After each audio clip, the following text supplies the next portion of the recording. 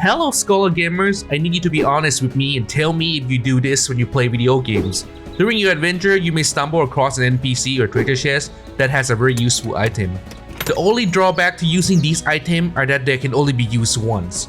You decided to keep it, and as you make your way through the games, you face a variety of bosses, each time wondering whether or not you should use the item.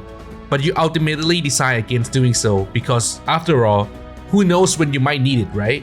Despite this, you make it through the entire of the game without ever making use of the item in question. The too awesome to use syndrome is the informal names for the phenomenon we'll be discussing today. If you're interested in learning more about it, I hope you watch the video and then join the conversation below. Our beloved genre of JRPG, when an inventory system is prone to giving you a rare but extremely potent item. It may be an item that improves all of your stat and restore both the health and mana to everyone else in your party. I'm looking at you, Final Fantasy Elixir. Or it might be an ultimate sword that can only be used specific number of times before it breaks, similar to the weapon found in the Fire Emblem series. Alternatively, it could be a super weapon that has extremely restricted amount of ammunition. Is there any kind of scientific study regarding this incident? According to Psychology Today, there are a variety of reasons why people cling on to their belonging, sometimes unwillingly. The following are some of the reasons that are relevant to us gamer. I may need it someday, not ready, waiting for the right time, and fear of wasting it. Even if using the item now will make your life easier, what if there are future obstacles that require the item to progress?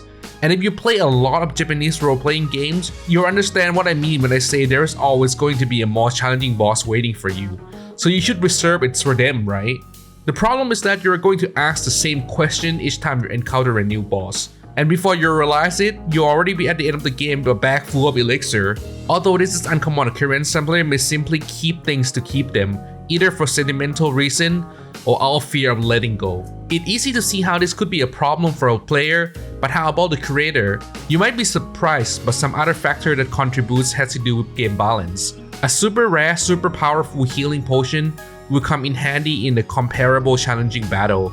If the player has already consumed the potion, what's then?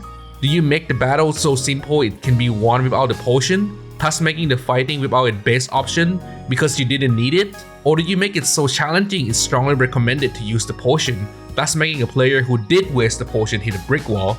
A too powerful to use item can sometimes become awesome but useless if it stays around for a long time after being replaced by a much better, more useful item or abilities. If you ever play a Persona games, I'll be holding on to those bead chains items that let you heal your whole party to full health, just so that when one of my characters learn a skill that heal the whole party to the full health, I'll just be able to swim in them like Scrooge McDuck in his Gokoi.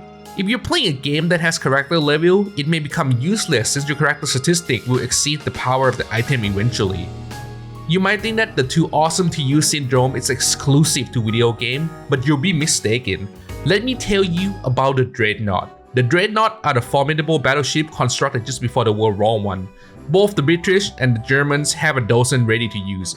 However, the Dreadnought were so valuable that neither side was ready to risk them by deploying them out to sea. To the large extent, they serve primarily as a deterrent for both sides, with each hoping to use the other presence to discourage the other from taking any risk with their own. The Battle of Jutland in 1916 was the only time two Dreadnoughts crashed during the whole conflict. One Dreadnought, the HMS Odysseus, was lost to a mine in 1914. But no other Dreadnought was sunk by enemy fire or torpedoes during the whole conflict. I'm a YouTuber who enjoys reviewing games and creating video essays on various video game topics. On my channel, you'll find contents about JRPG as well as interesting and unusual game information. Check out my channel and stick around if you're enjoying engaging with this type of contents.